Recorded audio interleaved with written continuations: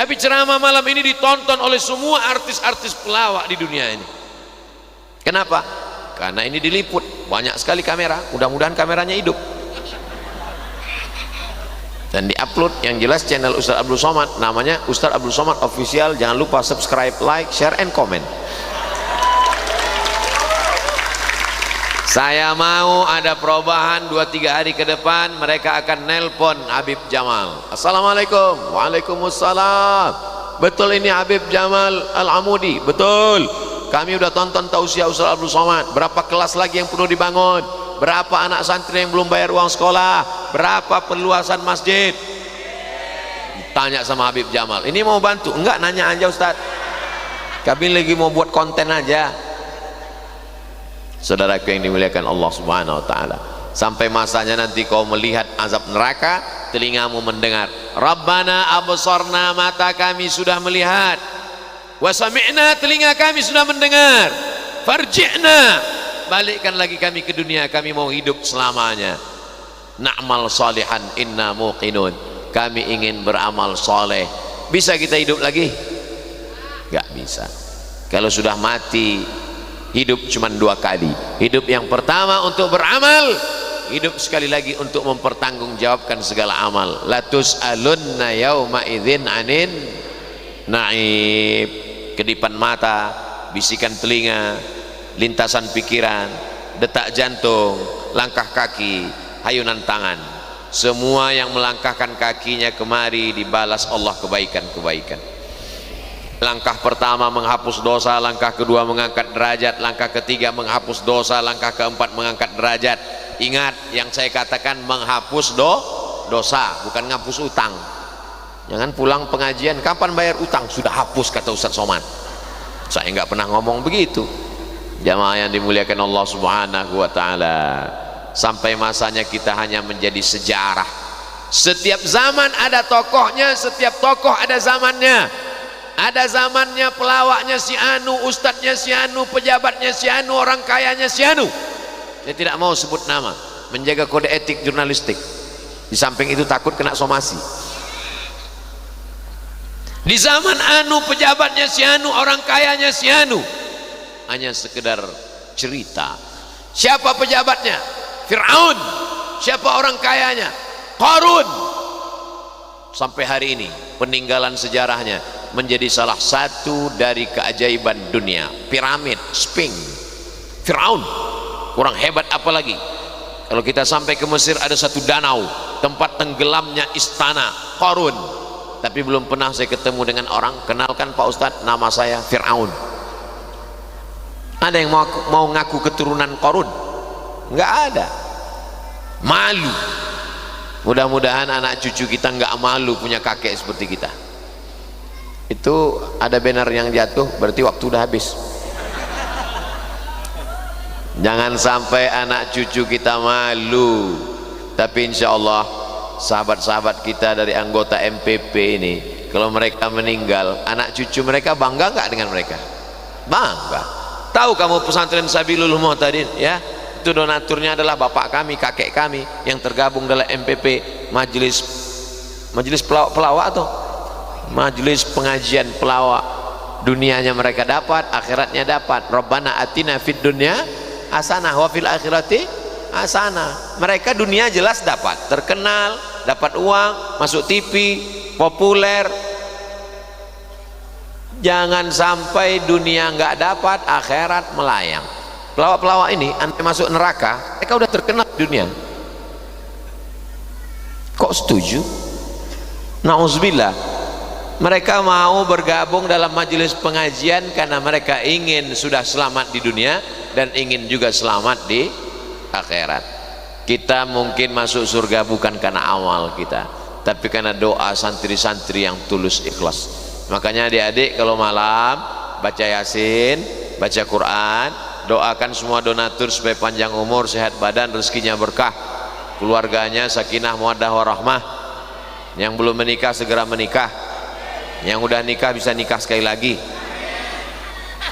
Lihatlah Bu niat mereka. Saya cuma mancing aja tadi. Saudaraku yang dimuliakan Allah Subhanahu wa taala, dunia ini seperti tanaman, sampai masanya bertunas hijau, lalu kemudian berputik, berbunga, berbuah. Setelah itu dia pun akan kuning, layu dan mati. Sampai masanya ada tunas hijau yang muda-muda SMP, SMA, S1, S2, S3 bekerja, lalu kemudian punya rumah, punya istri, punya anak. Setelah itu liburan, tua, berakhir dengan kematian. Tidak ada yang kekal abadi di dunia. Pisang setelah berbuah sekali dia akan mati. Makanya muncullah pepatah, pisang tidak berbuah 2 kali. Kenapa demikian? Dia tahu bahwa daunnya untuk alas makanan, pembungkus nasi segar luar biasa, dibungkus pakai daun pisang. Lontong sayur warnanya hijau pakai daun pisang, luar biasa. Orang kepanasan pakai daun pisang. Dan orang habis makan, sebelum makan sunnah makan buah-buahan, diantaranya makan pisang. Zat-zatnya, vitamin-vitaminnya melancarkan pencernaan dan lain sebagainya. Setelah misinya selesai dia mati. Jadi kalau ada manusia tidak bermanfaat sama sekali, lebih hina daripada batang pisang. Batangnya pun masih bisa dibawa untuk rakit, berakit-rakit ke hulu, berakit-rakit ke tepian, bersakit-sakit dahulu, sakit-sakit juga kemudian. Oh, jangan sampai begitu. Kita mau sakit-sakit dahulu. Kalaupun sakit di dunia, kalaupun susah di dunia, paling tidak masih ada harapan. Harapan kita adalah surga Jannatul Firdaus. Tapi bukan berarti orang Islam itu pakaiannya mesti jelek, mesti compang-camping. Datang orang menemui Imam Ibnu Hajar Al-Asqalani, bajunya megah, mewah, naik kuda, gagah perkasa. Datang orang kafir, Ibnu Hajar Al-Asqalani, ya, katanya dunia itu penjara bagi orang beriman. Ad-dunya sijnul mu'min. Katanya dunia ini penjara bagi orang beriman. Kenapa kamu orang beriman bajumu bagus, kendaraanmu mahal? Kata Imam Ibnu Hajar Al-Asqalani, kami di penjara aja begini enaknya, apalagi nanti di surga. Kamu di dunia aja sudah begini melaratnya, apalagi nanti di neraka. Jadi kalau adik-adik nanti bercita-cita punya rumah besar, mobil besar, istri besar, salah apa enggak salah? Enggak salah. Yang penting ada misi lain dalam hidup. Ini banyak sekarang orang hidupnya nggak punya misi. Yang penting sekolah, habis sekolah kuliah, habis itu kerja, dapat uang, nikah, punya mobil, punya rumah, liburan, sakit, mati. Bagus kau jadi kucing Anggora. Nggak ada misi dalam hidup. Cita-citanya ingin apa? Cita-cita sebelum mati bangun masjid. Amin. Cita-cita sebelum mati bangun 1 kelas, 2 kelas asrama. Amin. Cita-citanya memberikan beasiswa anak-anak SMP 3 tahun, SMA 3 tahun, kirim ke Al-Azhar Kairo, kirim ke Darul Mustafa Tarim Hadramaut, kirim ke Rubat Tarim, kirim ke Maroko Darul Hadis, kirim kemanapun dia mau pergi. Terbanglah nak sejauh mata memandang, silakan pilih universitas mana, kamu pergi ke sana. Bapak mau bantu? Enggak, saya ngarahkan aja.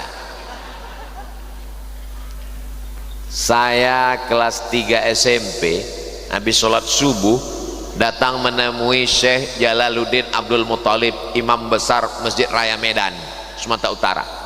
Assalamualaikum Syekh Jalaluddin. Waalaikumsalam. Ada apa?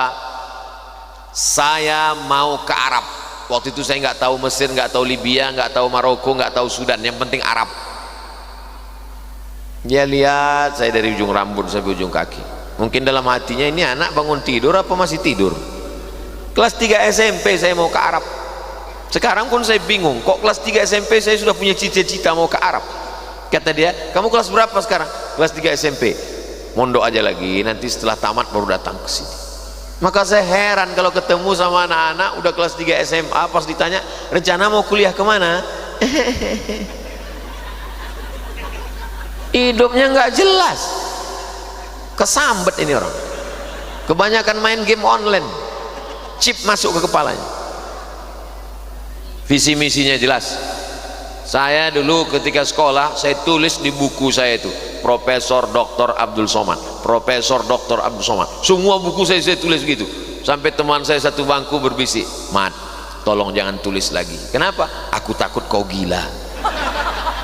Saya nggak gila sampai sekarang. Tercapai apa yang saya cita-citakan. Gantung cita-citamu setinggi bintang di langit. Malam ini nggak ada bintang. Kenapa? Karena bintangnya turun ke pesantren Sabilul Muhtadin. Gantungkan cita-citamu setinggi bintang di langit, tapi kakimu tetap nginjak di bumi. Jangan sampai kakimu naik ke atas nggak nginjak, berarti kau hantu. Lihatlah mereka yang tergabung dalam MPP, sudah terkenal populer mereka di Jakarta, mereka datang kemari, bukan dekat ini kemari. Kami berangkat dari Bogor tadi jam 4:30, saya tertidur, bangun saya tanya, udah sampai belum? Tidur lagi, udah sampai belum juga? Nggak sampai-sampai. Saya pikir ini paling anggota MPP nggak ada yang datang. Masya Allah, jenderal-jenderalnya datang, bintang 4, bintang 5 datang, bintang 7 nggak datang karena sakit kepala. Mudah-mudahan semua yang hadir pada malam hari ini dipanjangkan Allah umurnya. Katanya umur nggak bisa ditambah Pak Ustadz. Umur bukan isi ulang, umur bukan paket 2 giga bisa ditambah-tambah. Doa panjang umur mengisi barokah. Ini nggak bisa ditambah. Ini 300 mililiter nggak bisa ditambah, nggak bisa ditambah. Tapi harganya bisa bertambah. Kenapa? Karena isinya. Kalau isinya cuma air putih 500. Kalau isinya cuma air putih berapa? 3.000. Biasa 2.500. Kok naik? Oke lah 3.000. Kalau isinya air putih 3.000, tapi kalau diisi madu bisa jadi 100.000. Kalau diisi air zam-zam 30 juta ongkos naik pesawatnya. Paham doa minta panjang umur itu apa maknanya? Barokahnya bertambah. Ada anak-anak ini umurnya 17 tahun, 17 tahun umurnya, hafal Quran, hafal hadis, hafal fikih, bahasa Arabnya mantap, ibadahnya banyak, 17 tahun. Tapi ada orang umurnya 70 tahun, makan tidur, kalinya ngopi mati, enggak ada barokahnya sama sekali. Maka selalu kita doakan orang panjang umur barokah. Barakallahu laka fi umrik, semoga Allah berikan berkah. Mabarok alfa mabarok alaika mabarok, mabarok alfa mabarok yaumiladik mabarok. Apa maksud mabruk? Allah berikan berkah usiamu. Begitu juga kalau ada orang nikah, barokah juga yang kita mintakan. Barakallah lakuma wa baraka alaikuma wa jama'a bainakuma fi khair. Begitu juga kalau anaknya lahir, barakallahu laka fil mauhub wa syakartal wahid wa ruzikta birrahu wa balagha asyuddahu. Tadi ada orang ngetuk kaca pintu mobil, Ustaz, anak saya buka kaca. Kenapa? Anak saya tolong doakan. Barakallahu laka fil mauhub wa syakartal wahid wa ruzikta birrahu wa balagha asyuddahu. Ibu bapak juga gitu, kalau ada orang minta doakan anaknya, kalau hafal. Kalau nggak hafal, gerak-gerakkan aja mulutnya. Nggak mesti doa pakai bahasa Arab, pakai bahasa Indonesia. Doakan anaknya menjadi santri pesantren Sabilul Muhtadin. Sabil jalan, Muhtadin jalannya orang yang mendapatkan hidayah, dan mereka tidak hanya sekedar dapat hidayah. Allahumma ja'alna sababan liman ihtada, orang lain dapat hidayah karena mereka. Amin. Ayyahdiyallahu bika rajulan wahidan, satu orang dapat hidayah karena engkau, khairum min humurin na'am, lebih baik daripada kau memiliki seekor onta yang merah, kendaraan termahal. Kalau zaman sekarang mungkin mobil sport yang pintunya satu harganya 5 miliar. Ternyata mobil ini makin sedikit pintunya makin mahal. Kabarnya 2023 nanti keluar mobil nggak pakai pintu sama sekali, lebih mahal lagi. Ayyadiyallahu bika rajulan wahidan, satu orang dapat hidayah karena mulutmu, khairum minad dunya wa ma fiha, lebih baik daripada dunia dan seisinya. Kalau kau bukan kiai, kalau kau bukan ulama, kalau kau bukan penghafal Quran, santuni penghafal Quran anak pesantren, mereka akan hafal Quran, mereka akan jadi ulama, mereka akan jadi dai. Pahalanya engkau tetap dapat alirannya sampai hari kiamat. Tapi kalau kau investasikan untuk diskotik, untuk tempat maksiat, untuk tempat buat dosa, setelah kau mati dimakan cacing tanah, keran dosanya tetap mengalir. Namanya dosa jariah. Apa-apaan ini Pak Ustaz? Yang ada kan amal jariah, dosa jariah mana ada? dosa jariah itu ada dalam hadis, bodoh. Man sanna fil islami sunnatan sayyi'atan, siapa yang membuat tradisi yang tidak baik, falahu wizruha, dia dapat dosanya, wa wizru man amila biha min ba'dih, dosa orang yang melakukannya setelah dia mati dia tetap dapat persennya. Siapa yang pertama kali membunuh di dunia ini? Kabil. Maka setiap ada pembunuhan maka dia tetap dapat persen dari hasil pembunuhan. Itulah dia Kabil, menderita Kabil. Siapa yang membunuh Joshua, itu Kabil dapat juga persennya. Bayangkan itu menderitanya. Saudaraku yang dimuliakan Allah Subhanahu wa taala, tadi saya mulai jam 9, sekarang udah pas jam 10. Saya di mana-mana tidak pernah merusak kode etik 600 ml. Saudaraku yang dimuliakan Allah Subhanahu wa taala, itu yang dapat saya sampaikan pada malam hari ini. Semuanya sudah disentuh, MPP, wali murid, masyarakat, alim ulama, majelis guru, pewakaf, pemimpin, polisi, tentara, pejabat, DPRD, mudah-mudahan semuanya menyentuh ke dalam hati, sampai ke hati kita berubah dalam perilaku amal. Apa tanda tabligh akbar berhasil? Bukan karena ramai. Gimana tabligh akbar pengajian di Masjid Sabilul di pesantren Sabilul Muhtadin tadi malam? Masya Allah, sampai ada yang nyemplung kolam. Kan berhasilnya ada perubahan. Mudah-mudahan kita semua berubah menjadi yang lebih baik.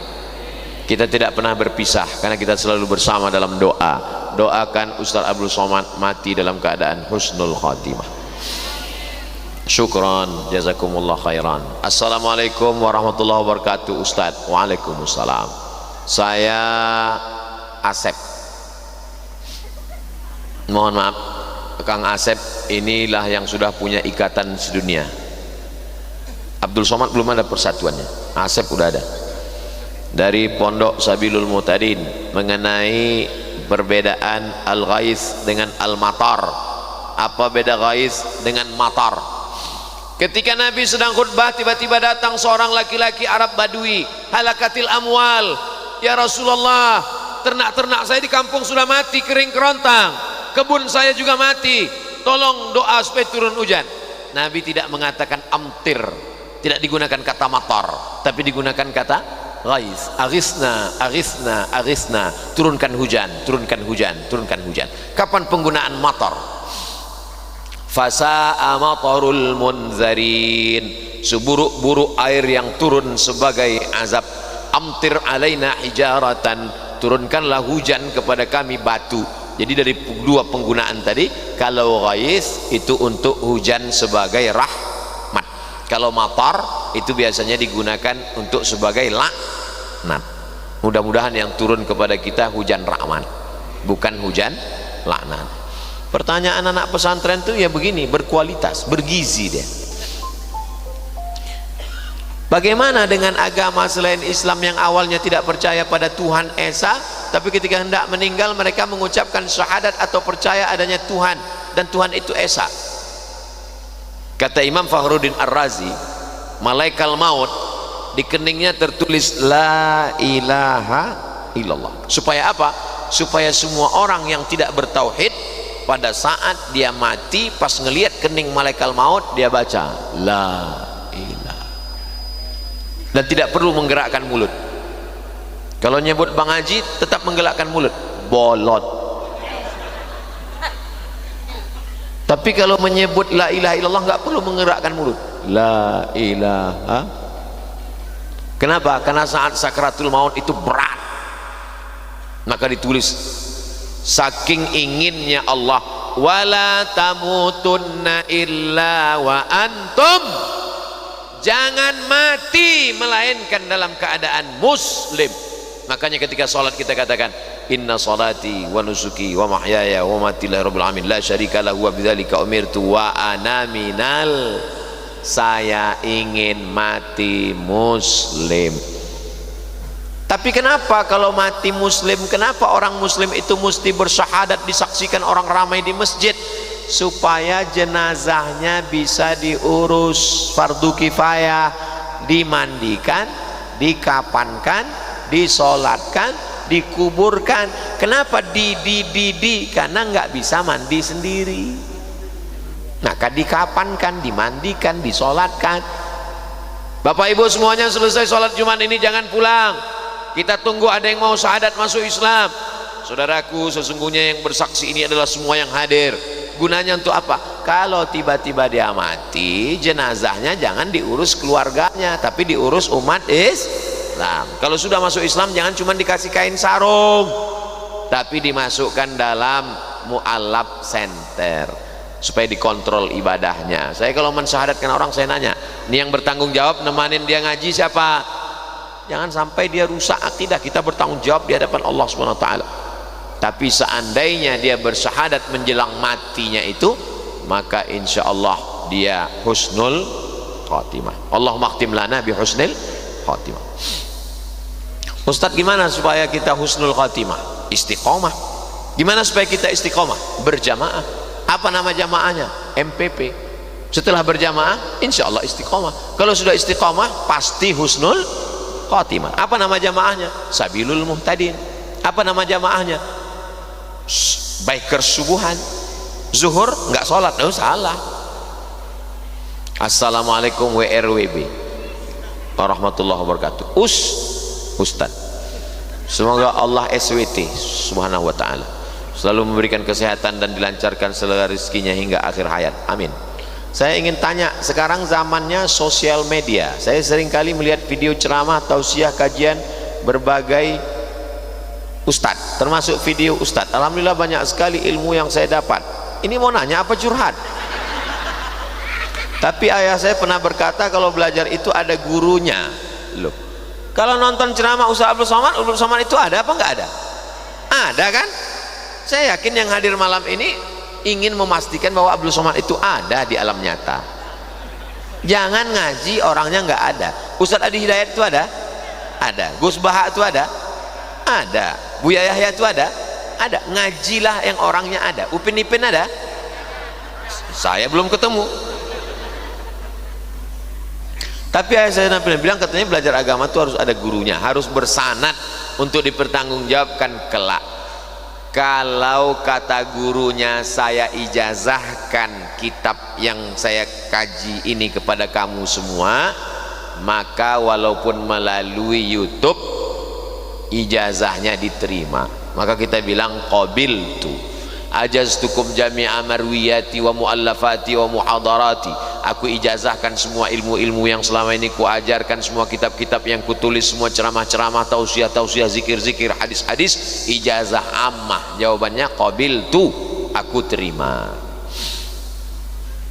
Bagaimana hukumnya atau pendapat Ustadz tentang hal tersebut? Iya, mesti berguru, gurunya mesti ada, dan gurunya mesti ahlus sunnah wal jamaah. Jangan berguru kepada Syiah, jangan berguru kepada Khawarij, jangan berguru kepada Murji'ah, jangan berguru kepada sekuler, jangan berguru kepada liberal, jangan berguru kepada agnostik, jangan berguru kepada ateis. 3, akidahnya ahlus sunnah wal jamaah, fikihnya bermazhab.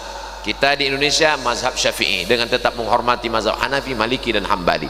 Bertasawuf, berakhlak sunni, bukan falsafi, seperti Imam Junaid al-Baghdadi dan Imam Al-Ghazali, Ihya Ulumuddin. Para habaib kita, dari Habib Umar bin Hafiz yang ada sekarang sampailah kepada para habaib kita yang ada di Indonesia ini. 3, akidahnya Asy'ari Sunni, fikihnya Syafi'i, tasawufnya Imam Abu Hamid Al-Ghazali. Satu lagi Pak Ustaz, ya, saya ada orang yang memiliki hobi olahraga pencak silat. Doakan saya semoga hobi saya bisa bermanfaat bagi agama. Bagus.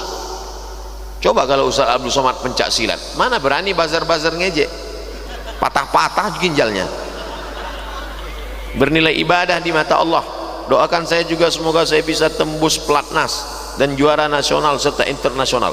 Di akhir majelis kita doakan semuanya, mudah-mudahan semuanya yang kesulitan-kesulitan dimudahkan Allah. Yang belum ketemu jodoh ditemukan dengan jodoh yang soleh solihah. Yang bilang amin yang belum nikah aja. Anak-anaknya anak-anak yang soleh dan solihah mati dalam keadaan husnul khatimah. Nanti di akhir majelis kita berdoa semua. Ini kertasnya lebar, pertanyaannya dikit. Bagaimana caranya kita membayar hutang? Ya bayar aja. Kalau orangnya sudah tidak tahu kemana, tanya Google, dengan siapa membayarnya Pak Ustadz, atau dilupakan aja. Pertama cari ahli warisnya. Ahli warisnya sudah tidak ada satupun ditemui. Pertama hitung berapa utangnya. Utangnya 100.000, tahun berapa? Tahun 80. 100.000 tahun 80-an itu emasnya berapa gram? 1 gram. Berarti bayarnya tahun 2022 bukan 100.000, tapi pakai 1 gram emas. Karena yang stabil itu adalah emas. Makanya nikah maharnya pakai emas. Kalau pakai mukena nggak stabil, lapuk. Bagi yang belum nikah, yang udah apa boleh buat, terima aja lah mukena itu. Kalau tahun 80 1 gram emas, bayarnya di tahun 2022 juga 1 gram. 1 gram emas sekarang 1.100.000 atau berapa gitu. Tapi karena kita udah lama kenal, ya udah 1 juta aja. Bayar 1 juta, serahkan ke lembaga yang dinikmati umat, bukan dinikmati personal. Serahkan ke lembaga yang dinikmati umat. Di mana itu lembaga yang dinikmati umat? Pondok Pesantren Sabilul Muhtadin. Nah ini yang ragu mau bayar kemana? Nah selesai ini, sebelum setan datang, alladzi waswisu fi sudurin nas minal jinnati wan nas, segera temui Habib Jamal Al-Amudi, serahkan. Inilah dia beberapa keping uang emas. Berapa semuanya? Ya sekitar 3 ton lah. Nah, insyaallah berdiri masjid insyaallah. Amin ya rabbal alamin. Begitu caranya bayar utang. Jangan sampai mati belum bayar utang, maka dia terkatung-katung tapi nggak ada roh apa nama istilah roh gentayangan dalam Islam nggak ada guys. Inna lillahi wa inna ilaihi raji'un. Jangan nanti mana tahu ada orang di Pandeglang kerasukan setelah Abdul Somad meninggal di Riau,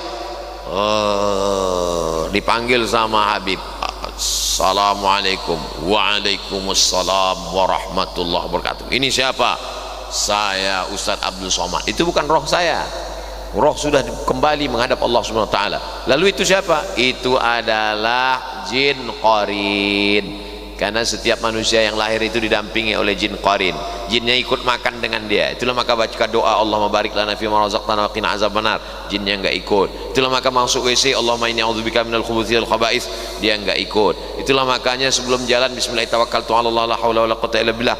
Jinnya enggak ikut. Itulah makanya sebelum tidur bismika Allahumma ahya wa amut, supaya enggak ikut. Itulah makanya sebelum hubungan kelamin dibaca doa, jangan supaya dia ikut berkontribusi 25%.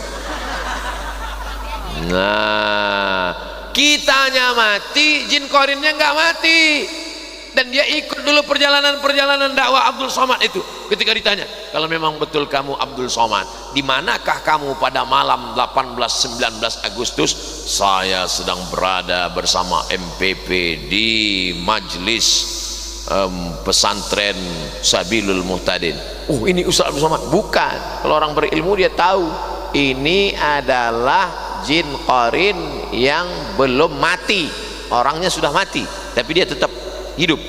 Nah, mudah-mudahan kita dijaga dari gangguan-gangguan ini insyaallah. Ala hadhihi niyyah wa kulli niyatin salihah. Al-Fatihah. A'udzubillahi minasyaitonir rajim. Bismillahirrahmanirrahim. Alhamdulillahirabbil alamin. Arrahmanirrahim. Maliki yaumiddin. Iyyaka na'budu wa iyyaka nasta'in. Shiratal mustaqim. Shiratal ladzina an'amta 'alaihim wal maghdubi 'alaihim waladdallin. Amin. Mudah-mudahan tercapai segala maksud niat baik kita. Saya kembalikan ke Bang Taufik. Assalamualaikum warahmatullahi wabarakatuh.